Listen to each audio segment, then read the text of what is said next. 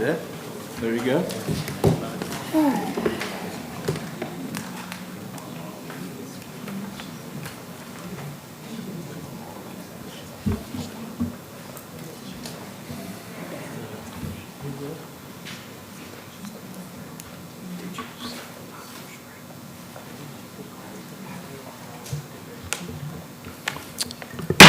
Good evening, everybody. Our July 13, 2026 meeting is called to order. We're going to have invocation, and then after the invocation, we will do the Pledge of Allegiance, where we all stand for prayer and pledge. Let us pray. Gracious and eternal God, we thank you for the privilege of gathering once again to conduct the business of our city. We acknowledge that every good and perfect gift comes from you, and we ask for your wisdom as we make decisions that affect the lives of our citizens. Lord, as another school year approaches, we lift up every child in Natchitoches. We pray that you would place a hedge of protection around them as they travel to and from school. Bless our teachers, administrators, support staff, and parents with patience, strength, and wisdom. May our classrooms be places of learning, growth, safety, and hope, and may every child discover the gifts you place within them. Father, we also ask your hand of favor upon the many events that bring our community together in the months ahead: the Meat Pie Festival, the Zydeco Festival, the Car Show, the Natchitoches NSU Folk Festival, and as we prepare for our beloved Christmas Festival. Bless every volunteer, organizer, first responder, vendor, and visitor. Grant us beautiful weather, safe celebrations, and opportunities to showcase the hospitality and spirit that make Natchitoches so special. Lord, we pray over every project underway throughout our city. Give wisdom to those planning and building. Let these investments strengthen our neighborhoods, improve the quality of life for our citizens, and leave a lasting legacy for generations to come. And Father, we ask for economic blessing upon our community. Open doors for new industries and quality jobs that provide meaningful careers and opportunities for our people. Bless our local businesses, encourage entrepreneurship, and help Natchitoches continue to grow in ways that honor you and benefit every family who calls this city home. Finally, remind us that although we may not always agree, we are neighbors first. Give us hearts that seek understanding, words that build up rather than tear down, and wisdom to work together for the common good. We ask all these things in the mighty and matchless name of Jesus Christ, our Lord. Amen. Please join us in reciting the Pledge of Allegiance. I pledge allegiance to the flag of the United States of America and to the republic for which it stands, one nation, under God, indivisible, with liberty and justice for all.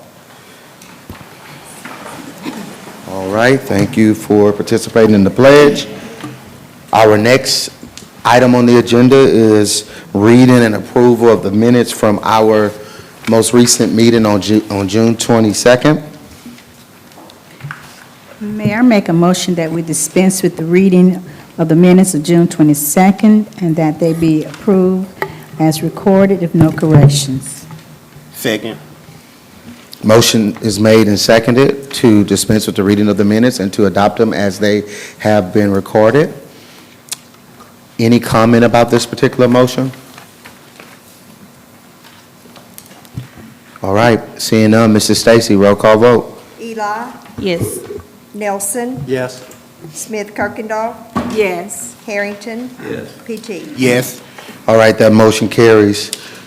I want to ask everybody to please take a moment and silence your cell phones during this meeting.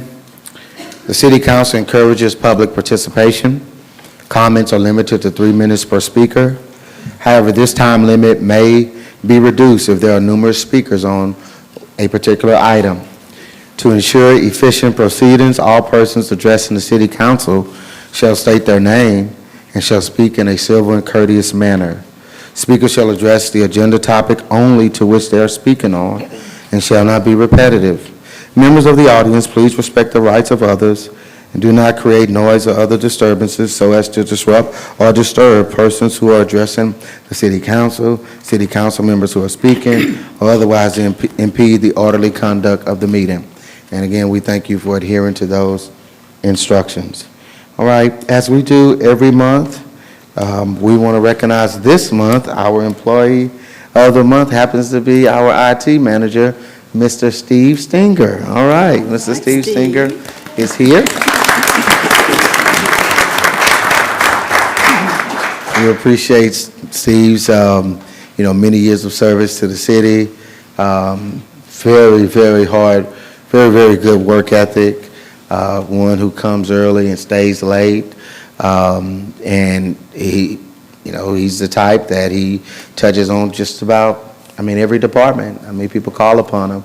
So we certainly appreciate Steve's contributions to the city of Natchitoches. Do want to take an opportunity, I don't know, Ms. Clarissa, anything you'd like to add? I know he falls under the finance department. Yes, sir. Thank you, Mr. Mayor. Steve is an amazing employee, and not just because he's sitting there, but he just does a wonderful job. He is very diverse in his lifestyle, so it's always fun. We have great conversations about work and other things, but it has definitely been a pleasure. He pretty much supports the entire city from an IT standpoint, and I don't know how we would do it without him, but he is very well deserving. That's great. How many years, Steve? Total years, is it? How many years have you been with the city? It's about 16 years. 16 years. Well, look, we appreciate your dedication and hopefully many more years to come. Steve came to us from Indiana. Yeah, so he's down here in Louisiana with us. All right. Next, y'all, and again, we should have made the Facebook post already, so we always ask those questions of the employees, so take a look at that Facebook post. I think it was posted last week of Steve. We've got 2 items that are coming up next. They are for final out of planning and zoning, and so Councilman Nielsen is going to read the first one, Ordinance 21 of 2026. Excuse me, ordinance number 21 of 2026, an ordinance amending ordinance number 64 of 2001 by changing zoning classification of property described as follows to rezone the following lot containing 3.5 acres in section 56 and 57, Township 9 North, Range 7 West on the north side of Kaiser Avenue, shown on plat and conveyance book 443, page 67, and A, half interest in a strip 50 by 195 feet between Lot 3 of Block O and Lot 4 of Block N, Blanchard Road subdivision. And I move to adopt ordinance number 21 of 2026. Second. Motion made and seconded. We've had a discussion as to where these duplexes are going to go. All right, and there's a residential already around. Our ordinance is set up such that you can't add any harm, if you will, to drainage anyway. So that's already covered in our new ordinances. So, is any comment about this particular item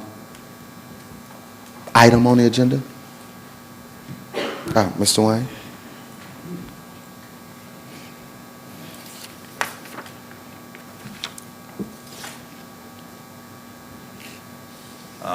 My name is Wayne Holm, and the mayor alluded to it, and I did not know that, saying there could be no harm to drainage, because that's what I wanted to talk about. On the east side of this lot, there is a drainage ditch that's terribly overgrown. It, I think, goes down the city-parish line. And I've tried unsuccessfully to get it cleaned out. This area drains not only this area you're going to be building on, which is now just a field, but it drains back from Kaiser, by the senior center, by the next street, Chris. That all drains into here, And those ditches just fill up when it rains hard. I mean, the water goes into them, but it has nowhere to go because it goes through this drainage ditch I'm talking about. And I was hoping you could use this project to clean the trees and weeds out of it. I mean, it's not only weeds, it has trees in it. Right. Okay. But you said your ordinance already would. Well, I that. think zero impact is what I was referring to, right, Chantrell? Correct. To the drainage, or zero, not a negative impact to the drainage, or Nick, come on, Nick, come So on, what would Nick. happen before anything takes place?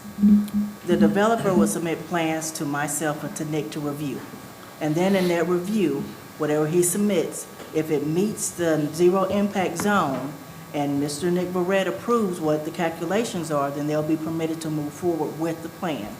But it's not until plans are submitted to our office and we review everything before they can actually break ground.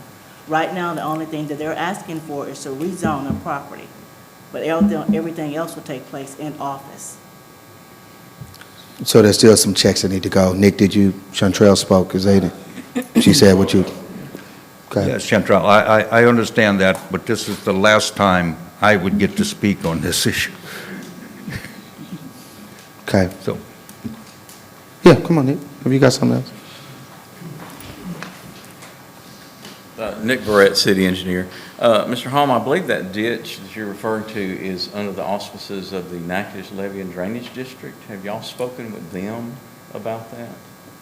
I don't think it's city responsibility. I believe all of that channel is within the Natchitoches Levee and Drainage District responsibility. So that's probably a discussion maybe that we need to have with them.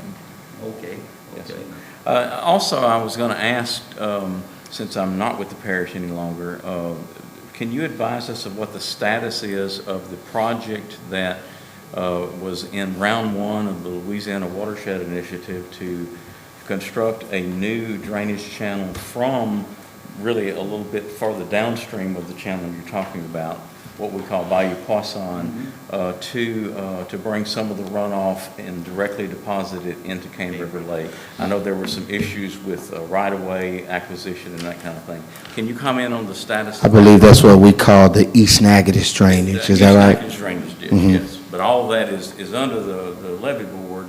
But again, the project that I'm referring to, which was the parish is the direct recipient of that grant money.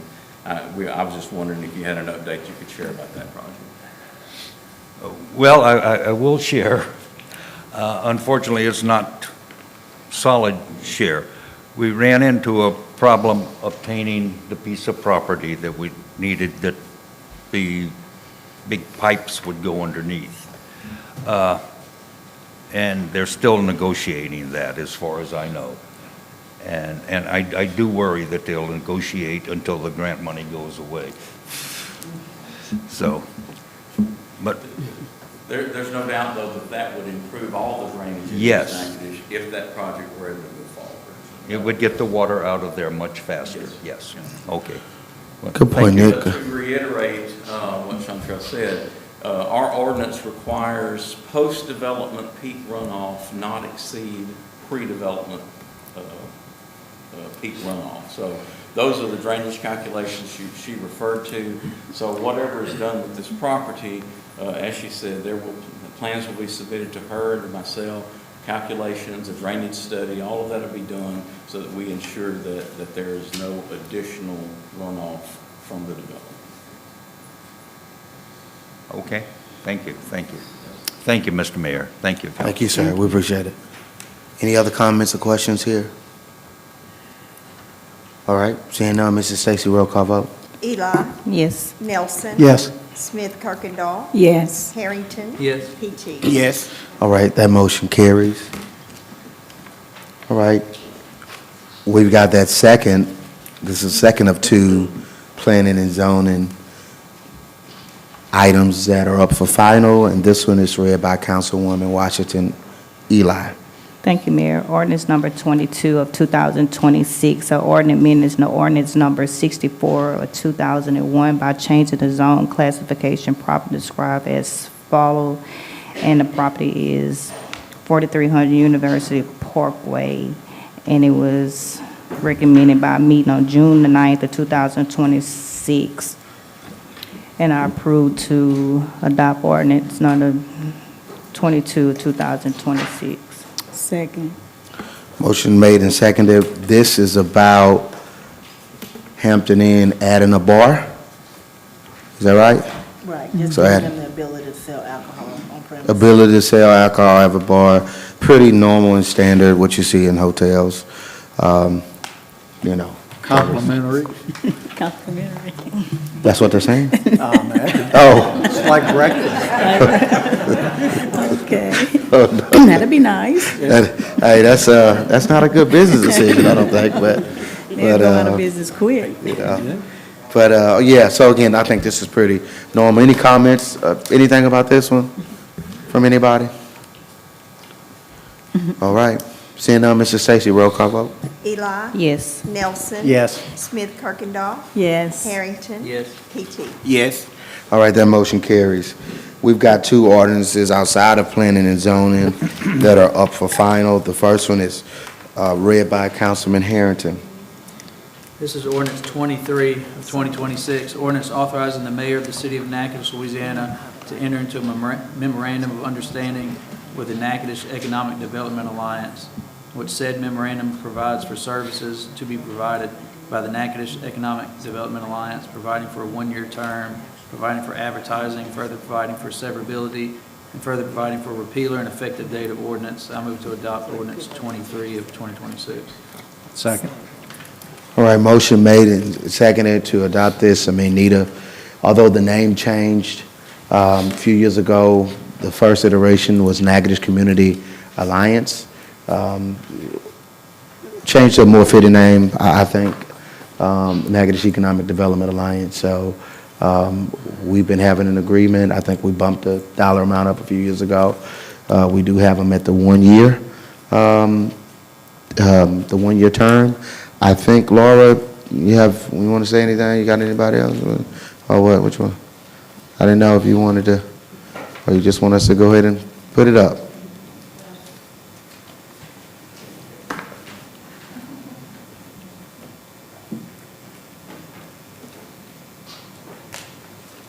Mayor, thank you. Laura Lyles with the Natchitoches Economic Development Alliance tonight. I don't have anything to add. If there are any questions, we'd be happy to answer them. But I did want to point out that we have a number of our board members here in support of the work tonight. So I would love it if y'all who have made the trip could just stand and be recognized at this time. We have a lot of people who help us do this work behind the scenes, and just really appreciate them being here.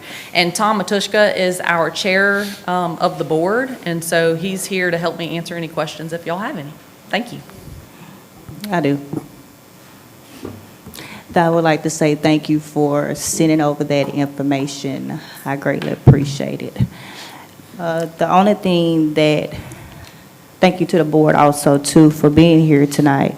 The only thing that I would like to happen, I don't know about, I can't speak for the other board members and stuff, but for District 4 to bring things that the residents need in our community. Of course, Hobby Lobby and everything else that y'all brought Tito's today, we greatly appreciate that greatly. But more as in, in the last 3 years and stuff, we had contribute, a lot of, donations plus everybody else, but to bring things, I know for instance in District 4, we need a laundromat.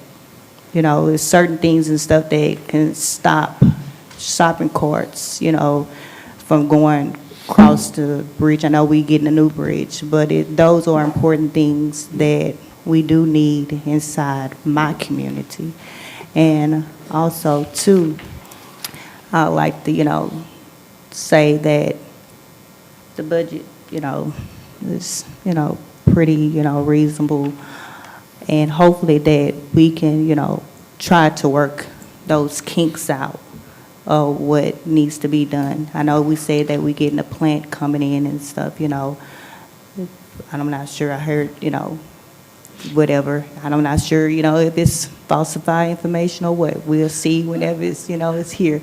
Everything's a secret. So, but if it is, at least, say, how many jobs it's going to get. I understand the studies that we all do cost money, but also, too, that this money that we're allocating is the people's money. So if we can actually really, take out some of those kinks, come inside the community that needs, I bought a pack of ground beef, nothing wrong with Super One.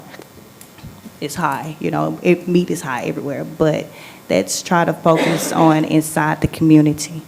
My district need it. I don't know about everybody else's district, but my district need certain things, so, but I greatly appreciate you. Any other comment or question? I'll just say that economic development, it's not a question, I'm sorry, I'll just say that, is not just about what has been built today or what is inside anyone's district and not inside anyone's district. It's about creating opportunities for the future of all of Natchitoches. Economic development is a long-term strategy, and it's not just a scorecard of what has been built maybe this year. Everyone, every city, and everyone in the United States, everyone in the world, but is in that fight for economic development. And if we don't support NEDA, we aren't even on the battlefield. I mean, we can never win.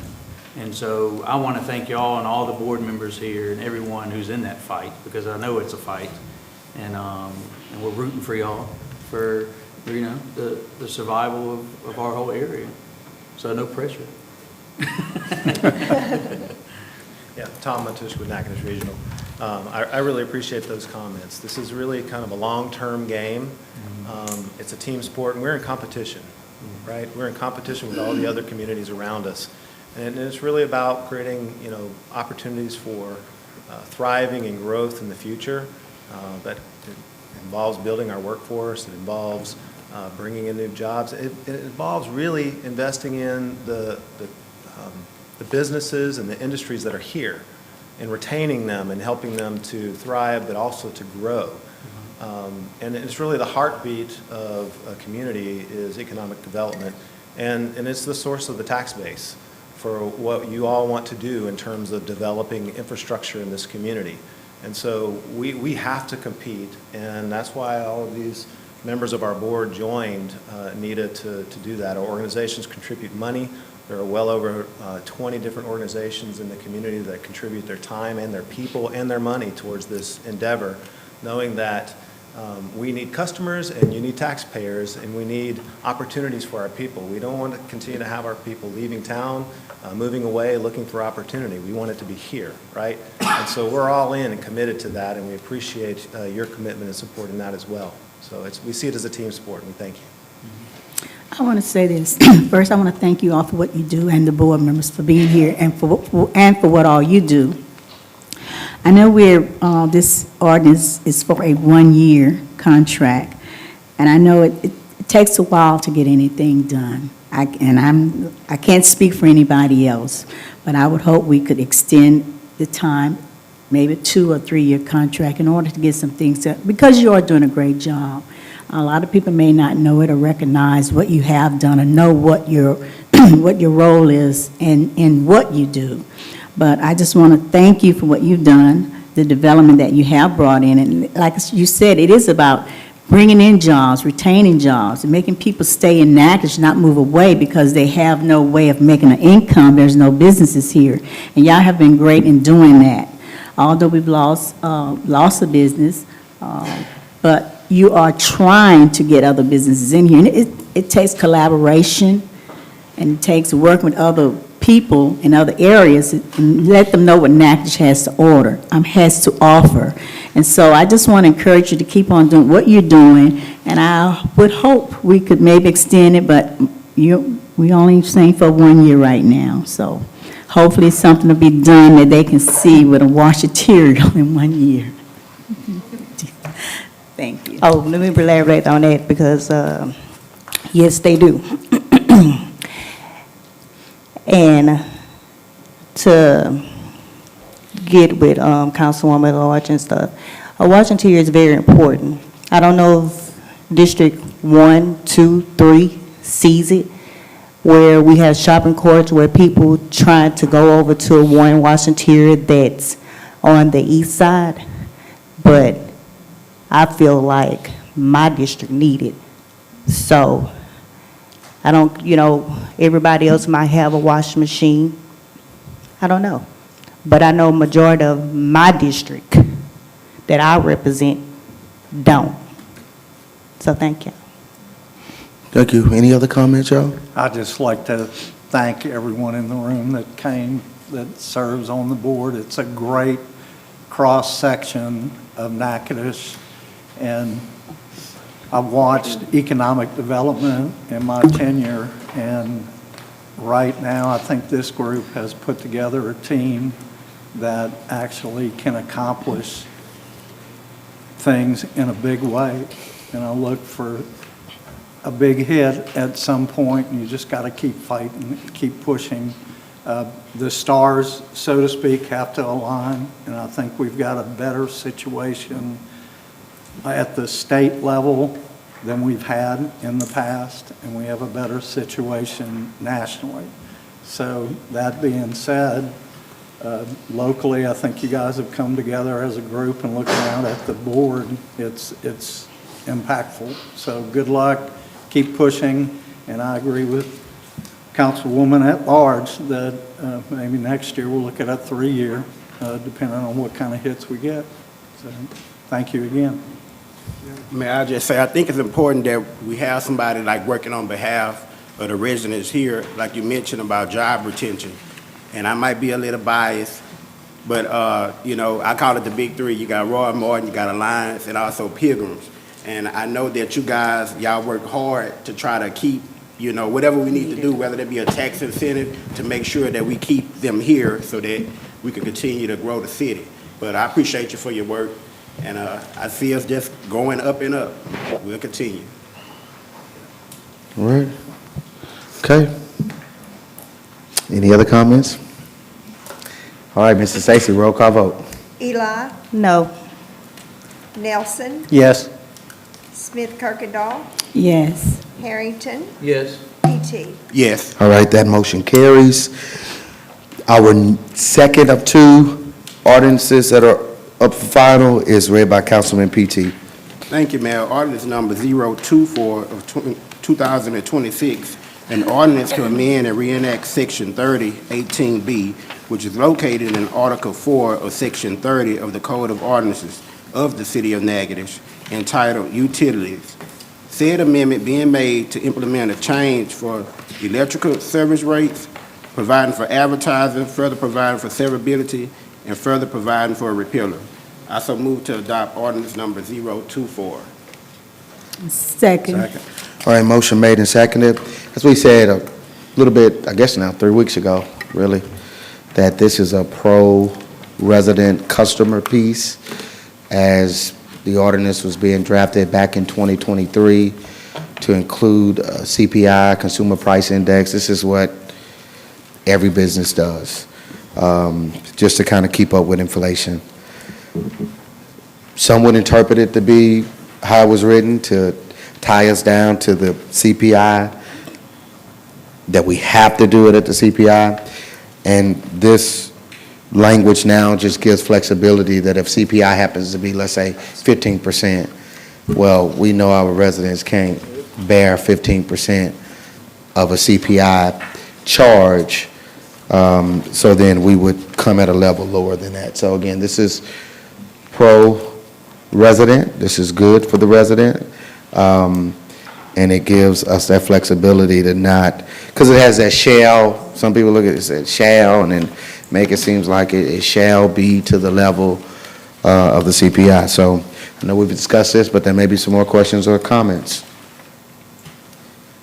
Yeah, I have a question. I was thinking about it more since last time, and yet the original language had the city, what you're discussing, the city shall adjust sewer rates based on the consumer price index, which shall, that term, I know Alex, in law school, you learn the shall, should, all these. Shall means you must, and so, so it was, like you said, it was always, every year, no matter what the CPI was gonna be, that was gonna go up, and it could be considerable. And so, I agree, some kind of change needed to be made. Now, the new change, it still says that the city every year shall adjust their water rates, so every year they must be adjusted, and then it says not to exceed the consumer price index. So how that reads to me, every year it must be adjusted, just not to exceed. So that means it could even be adjusted down. Right? So not to exceed them, So it couldn't be lowered. And so I don't know if that's the intention of that language, because as everything rises,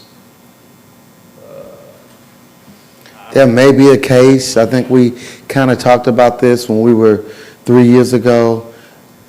It doesn't happen as much, but I guess the CPI could be a negative. Yeah, and it's only at the review, well, it wouldn't be a negative, but the ordinance is to say that the city will review the CPI. It would not make a independent decision regardless of the CPI.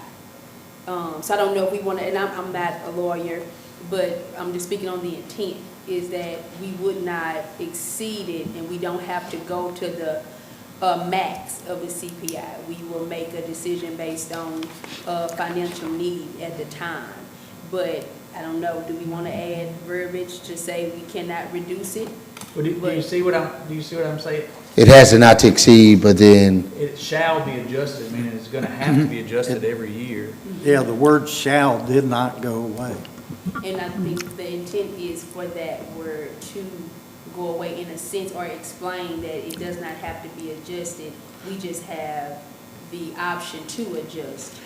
or it doesn't have to be adjusted to max CPI. And what would that adjustment be based on? Based on the financial need. On the of city. financial Yes, need. yes. So as Councilman Harrington was saying, so based on the need or not needing, it could be lowered? That I probably don't would understand never that. happen, but I understand if we wanted to be written, so Could. that it can never happen just based on ordinance, but that probably wouldn't happen, just realistically. Because things don't typically go Because, down. yeah, it doesn't. Nothing goes And down. we're looking at the Typical, CPI. for the most part. CPI doesn't have a track record of going down. The CPI only has a track record of increasing or staying. So if we're writing to say that we are reviewing the CPI and that is our driver, then we will never go down, because CPI is our resource for whatever decision that we are making. Maybe going down would reduce the bills though, right? But what I'm saying is the CPI doesn't have a record of being reduced. It only has a record of going up or staying the same. So regardless of the fact that it may be written right now, we feel like there's a loophole, our resource is written in the ordinance to say that CPI is the reference that we will use to make any determination. Yes, ma'am. Okay. Any other comment or question? I don't know, is that what we wanted to say? So do you have a verbal amendment you think will fix it? I don't know. Alex, any of your thoughts, or you just don't want to shoot from the hip? Yeah. No, I mean, I think the goal was for us not to be mandated to make the CPI, which could hurt the community. I think we solved that problem. And whether or not it's ever going to go lower then, I don't see it going lower. But inflation, we're going up every year. So, I think we solved it. The way I read it, you shall go up every year. It's just a matter of how much. Because that's what CPI pretty much does. By what you use. Yeah, you're doing it based on what CPI does. But we've gone 2 years without going up, No, that's not true. right? No, we did water and sewer last year. We didn't do electrical rates because we had a new contract, and I think it was Okay. wise not to do that. Clarissa really Okay. advised not to do that. I do think that was wise. In hindsight, because because then we know what the LIPA contract did to us. So, I got a question, and this may be for Attorney Alex. Being that it's dealing with an electrical increase or sewer, is it possible for it to come back to the council for vote instead of just having the ability to just to raise that? And I know it's dealing with, everything go up like far as cost, the prices and stuff like that, but I think that since it's dealing with an increase on the residents, I think that it should come back to the council. but I think that was the whole point of having the CPI in. So you administratively have some flexibility. Yeah. Again, No, okay, It's, no. it's more of a financial question you're asking, whether or not Right. they intend to increase it, would it come back to the council? And it does I would have- like to see it to come. No, Okay. and it does have to come, I mean, not it does, it will come back to the council, but it's not coming back to the council for a vote. This is coming back to the council for information. We will advertise the increase regardless of what it is, but it does not come back to the council for a vote because, again, like Mayor Williams said, I think the collective intent or the collective thought when we originally put this ordinance into place was that we did have the flexibility because it had gone so long without being adjusted. And we understood what that had done to the city's finances. So that's why collectively the thought was to gauge it based on the CPI so that you know that you have a credible resource to reference it to. And then that the city had the flexibility and didn't have to go for a vote, that we did it based on the financial need of the city. But that's just speaking on what took place at that point in time. But that's what the CPI does. It helps you gauge whatever adjustment is needed to respond to the inflation. Of course, the reason why we want to put in something that does not force you to go to the max, because every city is not the same. Inflation hits different areas in different ways. So that's why we want to make sure that we are not forced to max it out if it's not necessary at the time.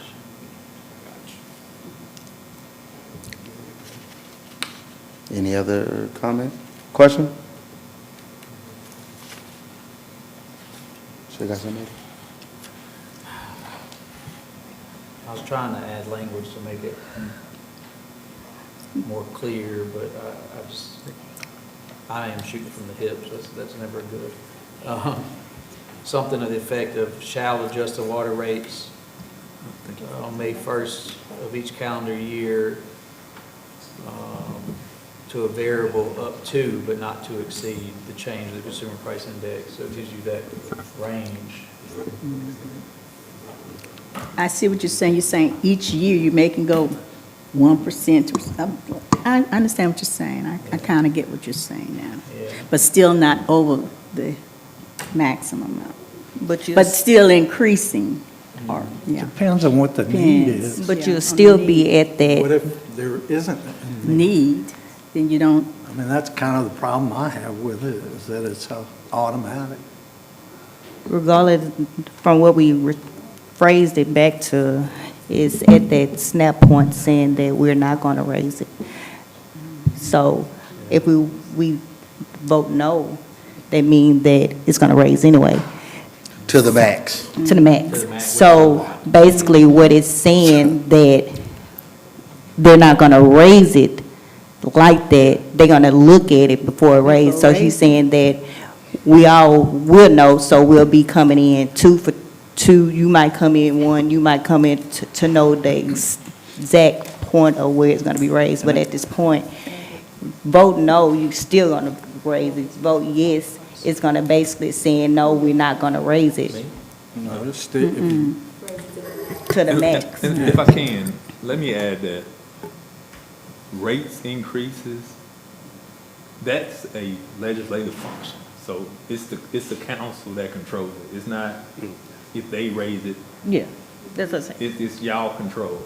Before we passed legislation that said that we would increase the rates based on the CPI.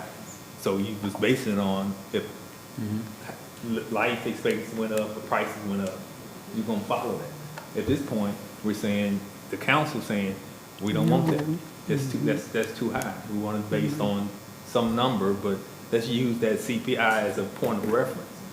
But I would say, no matter what's taking place next year, the year after, if y'all don't like the way it's going, it's a legislative power. We can come back with an ordinance, just like we came back just now, and y'all want to adjust it, we would adjust it, because it's your power. Because now at least, who, say next year, who's going to come up with the number? Yeah, there's no rate study connected to either one of them, actually. Well, the CPI is what means that. So what you would realistically do is look at what the gap is. So whatever financial gap that you potentially have based on what's needed, what we were not able to accomplish, where there were possible shortfalls in revenue for the city to make whatever improvements. So it's, it's data that you have to go in and look at. You don't just come up with a number to say, yeah, we'll, go up a half cent. You don't just come up with a Yeah, number. how much did telephone poles go up? And Yeah. how much is where water pipe? our How much supplies, is and those are all things that we look trucks? at during our budgeting process. I mean, those are all different factors that we take a look at in that process. So there is data in whatever the the council would want to see, or whatever calculation. Do I think we should go third party every year? No, I think, you'll be using a lot of funds for, to do that. But should we present something that has some type of credibility, on how we arrive to a figure? Yes, definitely. And in some obligations you have, like some of the loans that you have, you covenant that increase rates to make sure you can cover your bills. Yes. Same thing. It's just, we're looking at the entire administration, not just the loans, to make sure you're able to cover whatever debts you have out there. Yeah. I don't know of better language. I'm just not thrilled with the language, but I don't know of better language. So I'm just, yeah. We can bring it back up. Yeah. It's better than what is on the books right now. Yeah. I think that's a good point. That's a good point, Councilman Nielsen. Yeah, it is. All right. Okay. I think we got a motion in a second. Roll call vote. Eli, Yes. Nelson, Yes. Smith Kirkendall, Yes. Harrington, Yes. Peachy. Yes. All right, that motion carries. We've got two ordinances that are on for introduction. The first one is handled by Councilman Nielsen. That's a good-looking picture of it.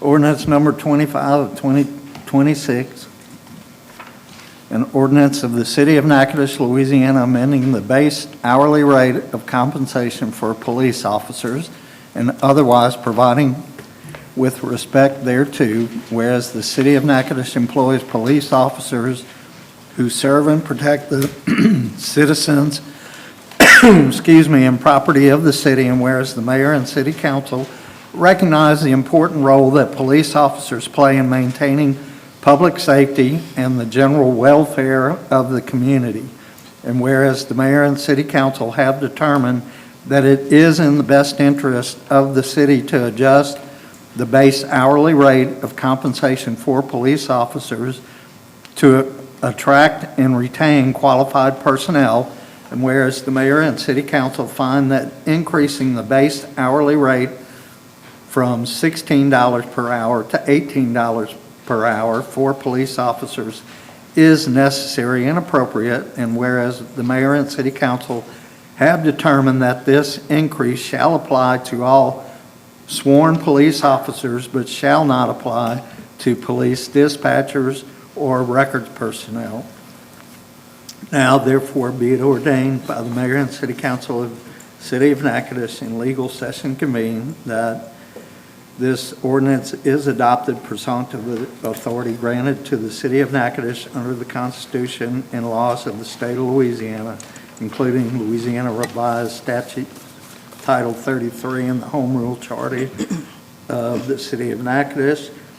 The purpose of this ordinance is to establish a new base hourly rate of compensation for police officers employed by the City of Natchitoches in order to ensure competitive compensation, maintain adequate staffing levels, and promote the retention of qualified law enforcement personnel. And this is for introduction? Yes. All right, thank you, Councilman, for reading that. Came through our conversation, and we didn't include it at the time of budget because the budget had already been submitted at that time when the question came up. But this is a 1995 sales tax. Is it 1995, Chief Collins? 1995 sales tax that was passed by the citizens of the city at that time to be used to support law enforcement. The sales tax is exclusively a law enforcement, law enforcement is the beneficiary of this sales tax. I think the prevailing thought had been that the sales tax, the money from the sales tax, the funds from the sales tax could be used just for capital improvements, equipment, vehicles, things of that nature that, your officers, detectives would need. But once we actually read and there's a word for it, Alex, what do you call when the people vote on it? You got a word for it. You told me. You told me the word. I know you gonna. Okay. So that's a fancy word that is, they put it in that. Pro se verba. Pro se verba, there you go, pro se verba. All right, so we've seen the verbiage of those amendments and things like that and things that you vote on. But when we actually read it, it does say, I think it does say the capital expenditures, but also the day-to-day, and it's something like that, operational costs. And just broke it down, operational costs, what falls under that, it's salary enhancements that you can make. So just want to be more competitive in law enforcement, and that's really to the benefit of the residents so that we can retain more officers, detectives here. And this is there's no increase to the residents. This is using an existing tax dated to 1995 to use it for salary improvements. So this would take our base pay in law enforcement from $16 to $18.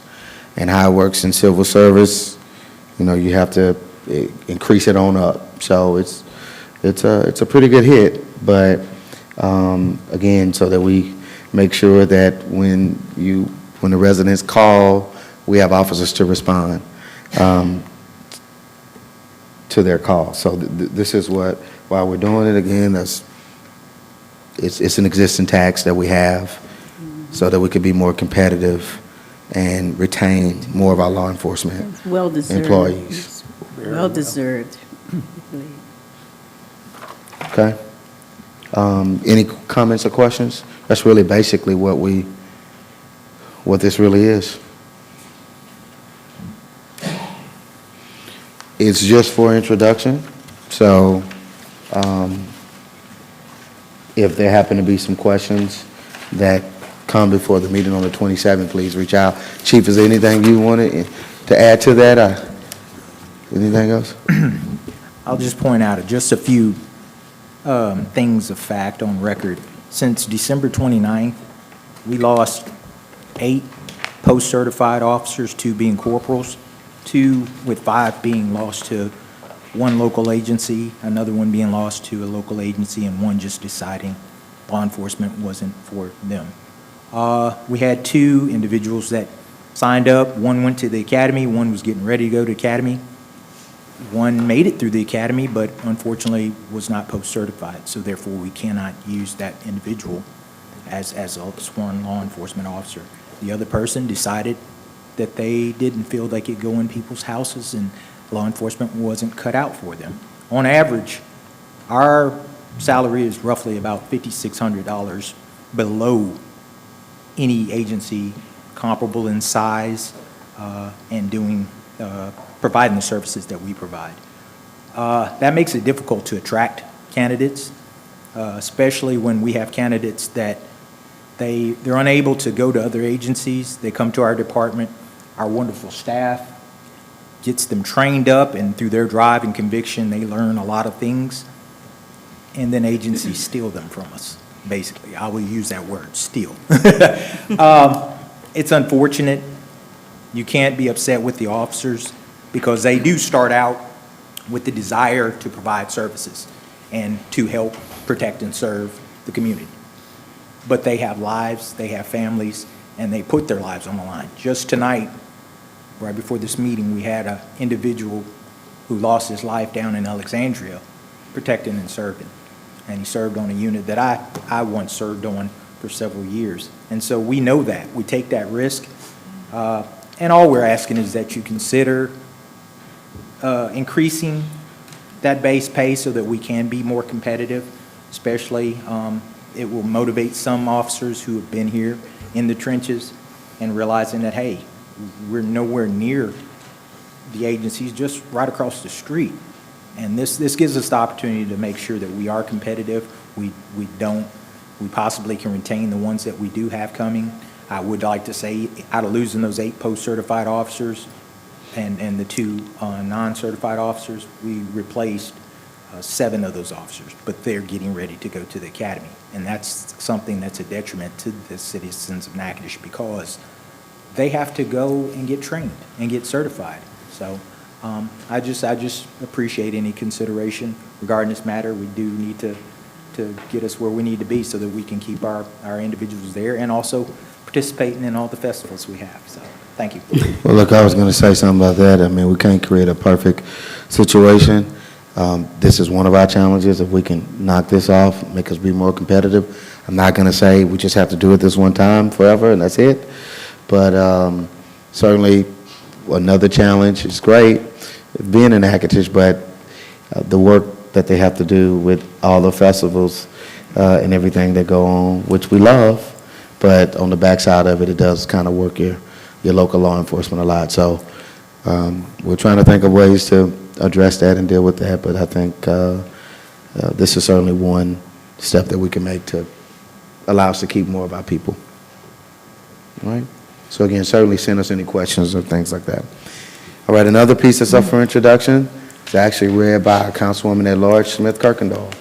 Thank you, Mayor. This is ordinance number 026 of 2026, an ordinance authorizing the mayor of the city of Natchitoches to enter into a cooperative endeavor agreement with NSU Athletics and the Demons Unlimited Foundation, DUF, relating to a Dream Home giveaway benefiting NSU and the city of Natchitoches, providing economic development opportunities for the city and its residents.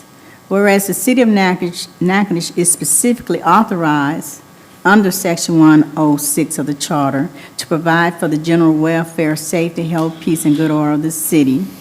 Whereas Article 7, Section 14C authorizes the state of Louisiana and its political subdivisions to engage in cooperative endeavors with each other and with public or private entities for a public purpose. Whereas Northwestern State University's Athletics Department and the Demons Unlimited Foundation are partnering with Rose Properties and Development on a Dream Home giveaway fundraising project to raise funds that will benefit the university's athletics programs, whereas the project involves the construction and promotion of a residential property located at 107 Hidden Oaks Court, Natchitoches, Louisiana, which the property will be given away through a raffle drawing to be held on November 6, 2026, with tickets priced at $100 each, going on sale beginning May 4. They've already been on sale 2026. Whereas the university and foundation have requested the city's participation in the project through the donation of certain building permits and utility connection costs associated with the property. And whereas the city has determined that supporting the university's athletics programs serves as a public purpose by enhancing the economic development of the city of Natchitoches through increased tourism, visitor spending on lodging, food, gasoline, and other goods and services, and associated sales tax revenue generated that attract larger crowds and more competitive events to the city. Whereas the city has further determined that the project will serve a public purpose by strengthening the relationship between the city and the university, promoting positive publicity for the city, and supporting the educational mission of the university by enhancing its ability to recruit and retain talented student athletes. And this is for introduction only. All right, you may have seen the Dream House signs. I think that was recently, I know they said May, but I think they recently did the press conference. It may have been done in June or something like that. So it's a part of the development. Is that Chantrell Nolly Road? It's not Nolly Road, is it? This is Hidden Oaks. Hidden Oaks, okay. That's that 14, I think that 14 development. They're developing 14 properties or homes, right? What's that? It's right before. I think it's going towards the. Right past Nolly? Nolly. Okay. So just to kind of give you a reference point as to where this is. So NSU has benefited because they're raising money. They're selling these tickets for $100. They're raising money for NIL, which is name, image, likeness. What it'll do, what they hope it'll do, they got some other things they're trying to do. But because they're kind of, if you look at the schools in the Southland Conference, they're low in terms of not having much NIL money. So the theory is that this will help them. One of the things that will help them to build up their coffers with NIL and get some better players, which will support their athletics department, their football games, their basketball games, and to the extent that it extends to baseball and some of the other sports.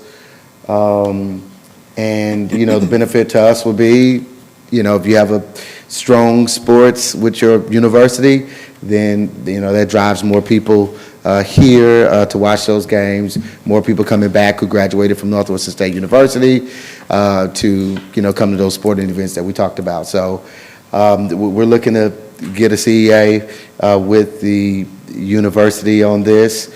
I think the fees, I think you said what we will be waiving, right? Because this is what this CEA is really getting down to. $1,100, I think, from P&Z. Is that what it was? Yes, it's $1,100 for the permit fee that's going to be waived. If this passes the council. Yeah, okay. And I think $600 from utility. Is that right, Tim? No, it's right at 1,000 from utility. Right at 1,000. Okay, so we're talking about maybe $2,100 or close to it. Okay? So again, yeah, Rhodes is building the property, so just at this time, council, any comments or questions? So, but that's basically the gist of what this is. The city potentially partnering with Northwestern in the way that we can, which is waiving some of the fees for this project, which we can't do all of them because some of the fees are for IBTS to inspect as the project goes along. So we don't have the authority to waive those. So at this time, any comments or questions for me? I'll be happy to take them. First, let me begin by saying that if we didn't have Northwestern State University, we wouldn't have Natchitoches.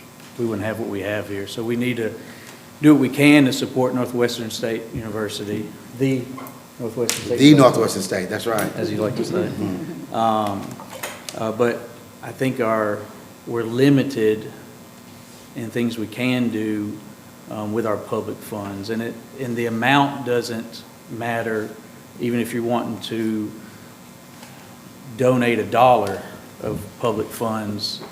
We're very limited at how that's done and who can it go to, et cetera, et cetera. And first off, I would like to know, because my understanding is Rhodes Properties is building the house and funding the house. It's my understanding. And then they're giving it to NSU to, you know, make it. So to me, this would be something that in that process Rhodes Properties would be paying for. So is this a donation to NSU or is it a donation to Rhodes Properties, which of course would be unconstitutional.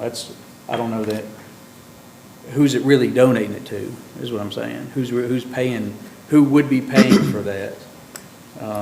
Do we know that answer? I would say that, you know, NSU certainly is benefiting from the proceeds of of the raffle. And I guess you're saying technically, Is it a who donation of roads? who would have to pay the fees? And Yeah. Well, I can say that, you know, under Article 7, it allows for nonprofits, it allows for universities, but it also allows for private businesses. And I know the council in a lot of places I represent, you used to dealing with nonprofits when you're giving those donations, but it also allows for a private business to do the same, as long as the city receives the benefit. And the benefit, which the mayor mentioned, would be that sales tax, use tax, hotel spending, and we're talking about $2,100. So is the benefit, does that benefit exist for the city? I think it kind of clearly exists, because 5 home games will make that money back. That, I see, there's more to it that we might need a table and look at, because there's a couple Attorney General opinions. There's one kind of spot on this matter, and it's opinion 150095, and it was the city of New Orleans donating funds to a school in New Orleans, and because it benefited the community is what they stated, and it was for school-related public purposes that would benefit their community. And the Attorney General said, concluded that generally not municipal purposes, or further stated that even if a public purpose could be shown, a payment without anything in return is wholly gratuitous. And then the legislative auditor agreed with it. That's my concern here, is we're proposing to donate water meter, labor, permits, equipment, other public resources, and I haven't seen any. I mean, we got the CEA today, and I looked at it, and the CEA says in it, oh God, where's it say? That it's to enhance the economic development of the city of Natchitoches through increased tourism, visitor spending on lodging, food, et cetera, promises of things that could happen, but not are actually objectively happening. And the Attorney General says that something has to be with objectively equivalent value in return. And the fact that this project, I don't know, may generate goodwill and increase tourism and improve our image and otherwise benefit the community, I don't know if it's, I don't think it satisfies the constitutional requirements, and I don't want, there's some things out there that I've seen that's made me nervous about this, where if a legislative body has knowledge and then they vote when it comes to gratuitous donation of public funds, and they vote against the knowledge that states they can't do it, they could be found potentially liable if they're, and so. This is What for was that? introduction only? Yeah, it's for introduction, so I don't think we need to move to table it or anything. Yeah. Can we ask for an opinion? Yes, we can absolutely. Well, what was that opinion you cited? What was that? Opinion 150095. Yeah. Okay. 150095. Yeah. Is something maybe we table and talk about it more? Well, I don't think you would table an introduction. Yeah. That's what I It's don't up for think. introduction, if we want to pull some more AG opinions, but, you know, my position is, we're talking about $2,100. Well, it doesn't matter the amount. I know. It could be $1. I understand, but the facts from the AG opinion, all facts gonna be a little different. We can take a look at what you have and compare it to some other AG opinions and come back to the next city council. Or restructure the CEA, I mean. Yeah. Whatever the council feel comfortable with, we can change the language to make sure everybody's comfortable with it. Yeah, and I talked to Kevin a little bit, so I think they're going to try to come to the next meeting and not be at this meeting, so that's why we don't see the NSU representation tonight. I told them to, come to on the voting meeting, if you will. Any other comment? You said $2,100. Is that in here? I don't see it. I think it's What up about- to, I didn't put the. I think it's not to exceed Okay. $2,000. It was per permit. Okay. Yeah, we didn't put the amount. Okay. Any other comment? All right, like I said, it's just for introduction, so we'll have some more conversation and look at Attorney General's opinion and all that stuff like that, okay? All right, we've got 4 resolutions remaining on the agenda. This first of the 4 is read by Councilman Nielsen.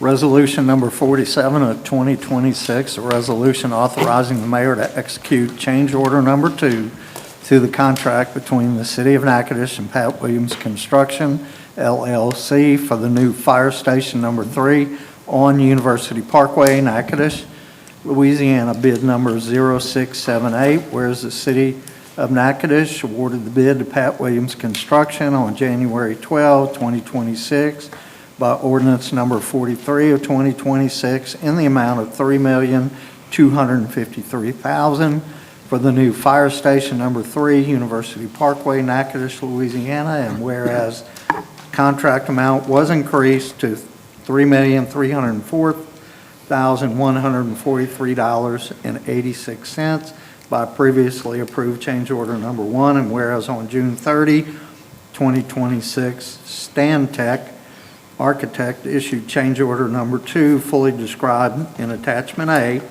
whereas the contract sum will be increased by change order number 2 in the amount of $29,551.50, and the revised contract total will be $3,333,695.36, and whereas the city engineer has reviewed this change order and recommended approval of same as being in the best interest of the city. Now, therefore,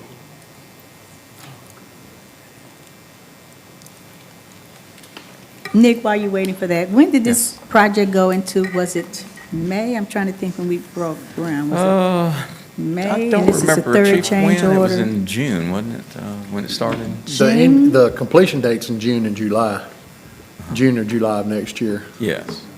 Oh, is that what you were asking? No, the I said, completion? when did we break Oh. ground? I think on we it? had our Was it May? groundbreaking. In May. And this is the third change order, okay. This is actually the second change order. It's a little confusing in that when the Number 2, contractor okay, I see. submits it to Number the 2. architect, they submit it as change order request, and actually, this is actually the second change order. Okay, yeah, I Yes, see, ma'am. I see, second, Yeah, yeah. These are things, though, that come to light as Oh, it construction comes to light, begins. yes, And it that's does. why I wanted to try to explain what we have here. You need that? We've had a few weather delays, so while we're waiting on Yeah, him, we've had a few weather delays, so as you go by, you see the slabs there. They should start erecting steel this week, yeah. weather depending, so. I was one- talking to someone, they was saying they hadn't been over there working in a while, you know, Yeah, so. it's just the weather's had us. Just the And- weather. And also, I think we're waiting on the Concrete. the concrete to cure properly, and we had to have like a 90% cure on the concrete before we could do any kind of steel erection on the property. But it is moving along, it's just kind of slow right now. Okay, basically 3 items in this change order. The first, you'll notice the little red shaded area on the left part of the slide there. Originally, and I don't really know why they designed it this way, they designed the new driveway to tie in basically to the edge of the shoulder of University Parkway. That's not normally the way you do it because the shoulder structure, the pavement structure is not the same as a roadway or even the concrete drive that we're building here. So we felt like we really needed to extend that to tie into the travelway of University Parkway in order to ensure that we have a pavement structure there that will fully support the weight of the fire trucks as they exit the building. So again, it's I don't know why they had it in the plans this way, but rather than having issues that Public Works is going to have to address later, we decided that under the contract is the best time, having the contractor there to go ahead and construct the driveway fully all the way to tie into University Parkway. Any questions about that aspect? And then the, where are we going here? Okay. The second one has to do with the parking lot between the main building and the storage building. You'll see, again, 2 red areas there, and I apologize that we couldn't get it blown up better than that for the presentation. But the first involves the construction of a concrete curb. The grades of the parking lot were such that there was a potential for having water, thank you for that, having water that might go into the storage building. And so by constructing the concrete curb there, we intercept the flow coming off of the parking lot and conduct it to the edge where it can be conducted over the slope. And then the other red area on the top there, the existing grades for, as far as the planned grades, I should say, of the parking lot made it a pretty steep, you see the area on the top there. It made it for a pretty steep grade of or cross slope of the parking lot. And so by raising that up a little bit, it actually helps, I think, better construction. So the combination of all 3 of these changes is the $29,551. I've looked at all the contractors' price breakdowns. They're all very much in line with what we would see normally. And again, this is a change order that if these changes, if these things were part of the original plans, I mean, technically we'd be paying the same amount in the original bid. So, yeah, I understand a lot of these things, though. For example, the parking lot grades really didn't come to light until you see the dirt work that was completed, and then you get to looking at the grades and how things drain, and it's like, well, this could be a problem. So now is the time to correct it rather than build something that's not going to work. So, any questions? I always go back and say, we got about 1.8 million from the state on this one, know. So- I have a question. Yes, ma'am. Have we finished the oil spill over at the quads? Has that been completed? We have completed the cleanup of the spill, yes, ma'am. Okay. Yes. What about the drainage part of it? Of Waiting how for that that's to be gonna- scheduled by Public Works. They have a long list, I think, of things, but it's on the list. So, yes, we already have in place a right of entry that's been signed by the quad property managers, and so we're just, whenever they can get to it, we'll do it. So that it's going to feed over to the residents that's across the way? It'll help the drainage, yes, all the way to Old Roebling Road and even further up Old Roebling Road. Yes. All right, then. Yes, ma'am. Thank you. Yes, ma'am. Good. So they've done the cleanup, though, right? The cleanup has been completed, yes. Okay. All right, questions about the change order? Okay. All right, Nick, thanks a lot. All right. No other comments? Mr. Stacy, roll call vote? Eli. Yes. Nelson. Yes. Smith Kirkendall. Yes. Harrington. Yes. PT. Yes. All right, that motion carries. Next, Resolution 48 is read by Councilman Harrington. This is Resolution 48 of 2026, a resolution reappointing Jenna Severance to serve on the Grievance Committee for the City of Natchitoches and designating the staggered terms of the Grievance Committee.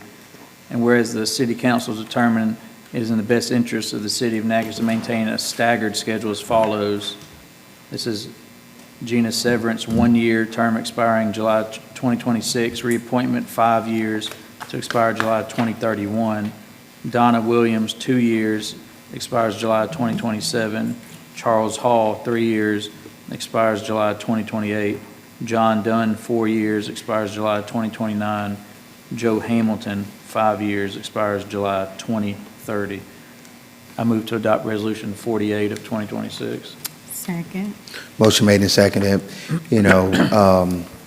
This just staggers the terms. It appoints Jenna to a 5-year term, I believe, right? So just keeping the same group now. We've had one situation we've had to deal with, but just keeping it. All right, any questions? All right, seeing none, Mrs. Stacy, roll call vote. Eli. Yes. Nelson. Yes. Smith Kirkendall. Yes. Harrington. Yes. PT. Yes. All right, that motion carries. The last two deal with the South Williams Waterline Project. And Councilman PT is reading the first one of these two. Thank you, Mayor. Resolution number 049 of 2026, a resolution authorizing the mayor to execute change order number 3 to the contract between the City of Natchitoches and David Lawler Construction. Whereas on April 13 of 2026, the City Council approved change order number 1, a decrease in the amount of $2,010.00, making the revised contract total $835,851. Whereas on April 13th of 2026, the City Council approved change order number 2 in the amount of $64,728, making the revised contract total $900,579. Whereas on July 8th of 2026, contractor issued change order number 3, fully described in attachment A, whereas the contract sum will be decreased by change order number 3 in the amount of $28,739, and the revised contract total will be $871,840.51. I so move to adopt resolution number 049. Second. Motion made and seconded. There's a decrease. That's what this change order is about. Tim, is there any comment you'd like to give us on that? No, it's a decrease of 28,000, so we actually came in over $100,000 under budget on this project after this reconciliation change order. Incredible. It's good, really good. And the contractor did work Saturday, working on the punch list items. There wasn't very many punch lists. It really went well. Very good project. Came in on a See Saturday. decrease. Yes. Wow. That's good. Yeah, and that's Lawler. Lawler that does that. Lawler. They were Have we heard anything yet about what, any residents saying anything about the I have improvement? not, no, I have not. Okay, not yet. We'll wait and see how it goes. All right, but good project. But when you come on the budget. Any comment, question? All right, seeing none, Mr. Stacy, roll call vote. Eli, Yes. Nelson, Yes. Smith Kirkendall, Yes. Harrington. Yes. PT. Yes. All right, that motion carries. We heard the great news from Tim that we came $100,000 under budget on this project.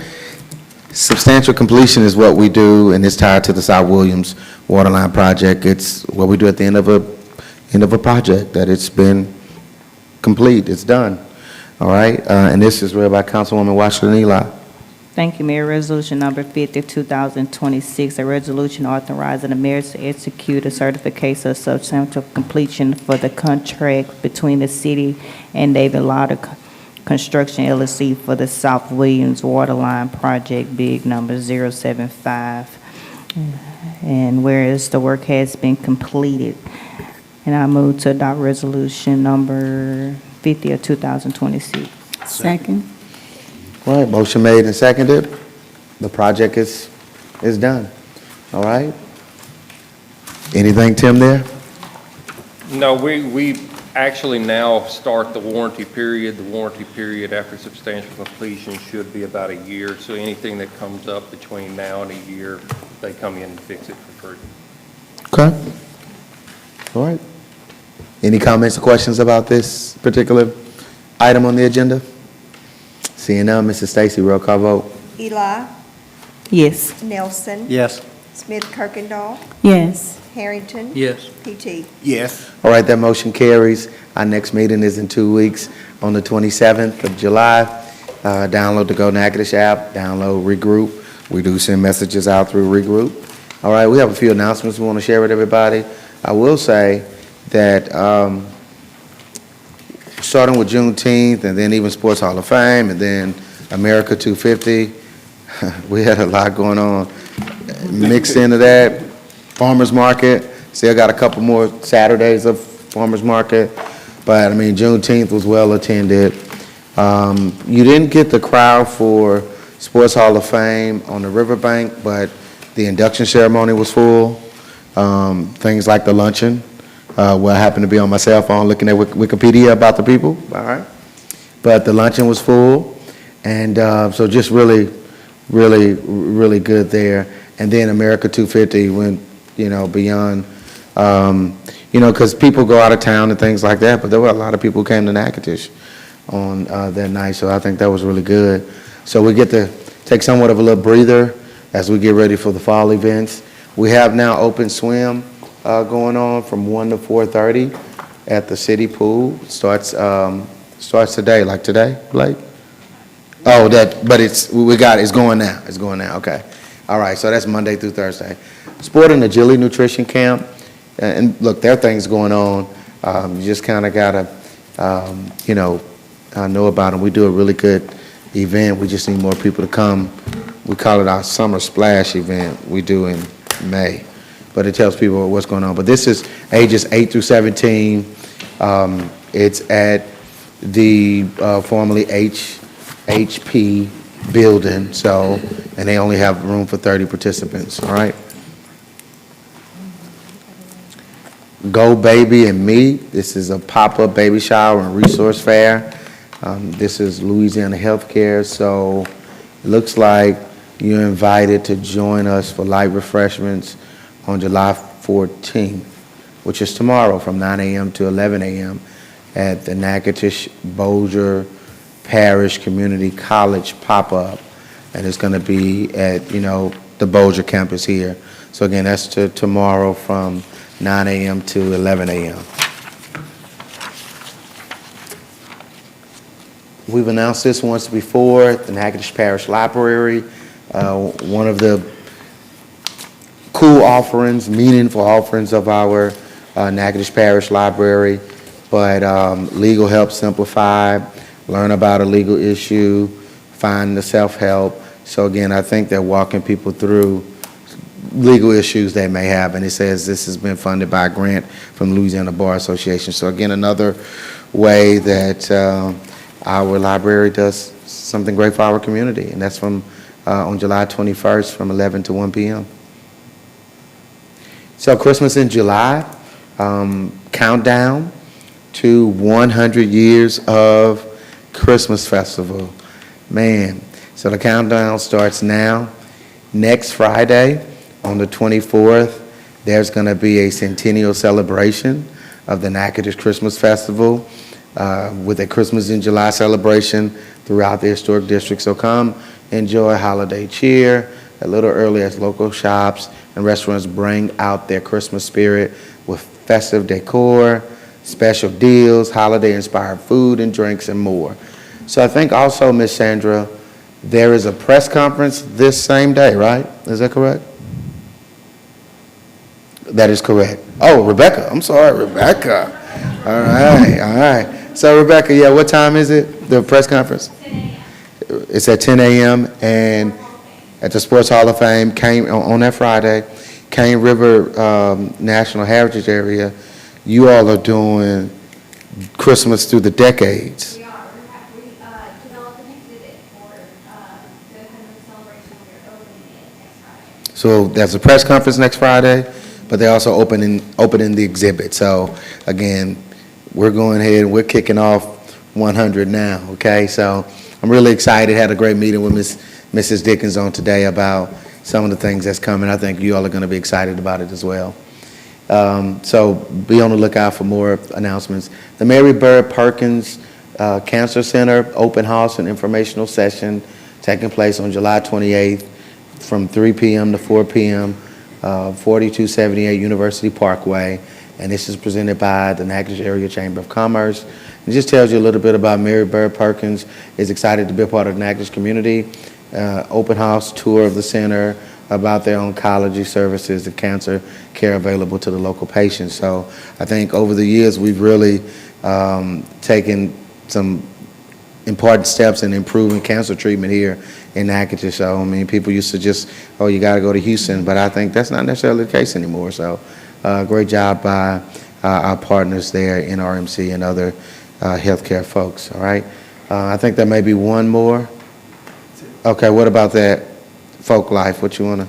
Yeah, get that. He's gonna grab that folk. This weekend. Yeah, it's this Saturday, the folk festival. So we've been very busy on the riverbank. Like I said, we do have 2 more Saturdays of farmer's market, all right? And I actually was able to go this Saturday. It was great, got some great vendors who are selling some great product. So I really just want to give you some information about the Folk Festival. Different crafts you can buy, food you can purchase and eat, always some great things, great music and things like that. So that's just a little something from NSU site. I think it's at the top right there, Steve.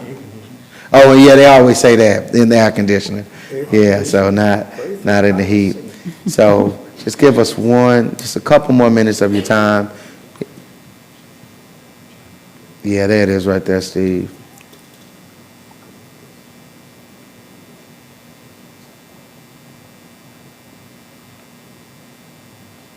Yeah, no, scroll up a little bit. Yeah, there we go. And if you could make it bigger too. The 46th Annual Natchitoches NSU Folk Festival will be held July 18th at air-conditioned Crater Coliseum at NSU in Natchitoches. Featuring performances by Latino artist Chino Delphos and Gal Holiday of Gal Holiday and the Honky Tonk Review. This year's festival theme is American Beautiful, and there'll be plenty of beautiful crafts on hand, as well as the Louisiana State Fiddle Championship. Outdoor activities will include traditional blacksmith demonstrations, wash day, and a gumbo cook-off. Mark your calendars for July 18th, the Natchitoches NSU Folk Festival. We'll see you there. Did they say a time? I know it's this Saturday, but, 10 a.m., no? Is it 10? I know they're doing okay. I want to No, no, say no. 10. We'll say 10. It's starting at 10, y'all, is what we're going to say. But again, just there's plenty to do. And all right, at this time, y'all, we got those announcements for us. The chair will hear a motion to adjourn. Mayor, I make a motion that we adjourn. Second. Motion is made in second. All in favor? Aye. Meeting is adjourned. Have a great night, everybody.